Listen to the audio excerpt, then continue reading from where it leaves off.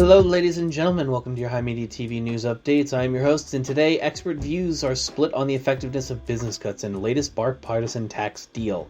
From Yahoo Finance by Rebecca Chen, reporter.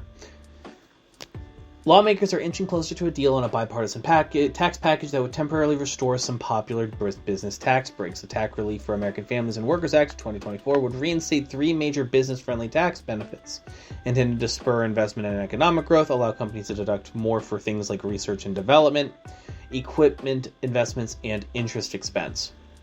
The deductions are mostly temporary extensions of former policies.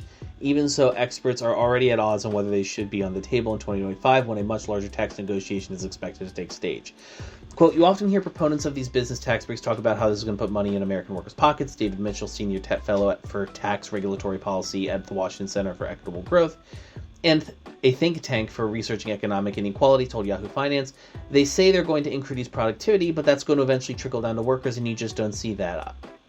On the other side, proponents of the trio of business incentives say they will stimulate growth across the board. By reducing the cost of capital, they encourage investment across the board for small businesses, big businesses, and any business in the country, says William McBride, Vice President of Federal Tax Policy at the Tax Foundation, told Yahoo Finance. Lots of studies by economists show that this policy has been very effective in boosting business investment. So, what do we think about this? So, by and large, it's been shown that when taxes are high enough, businesses put more money into research and development, they put more money into wages, into pensions, and things of that, because you can write those off as part of your expenses and lower your tax bill. But when you have a tax bill of, say, if I think we're at 39.5% right now for corporate taxes.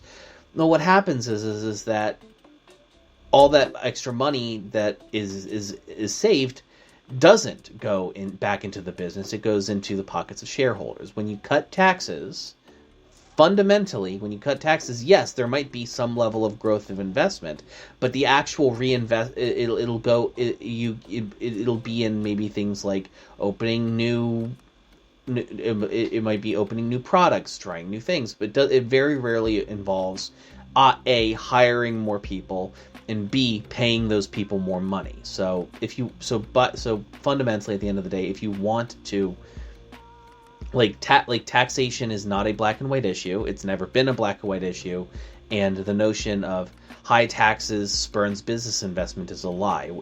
If a company makes $1 billion in a year, they're going to want to spend as much of that money on expenses in that year as humanly possible, so they don't have to pay taxes on it.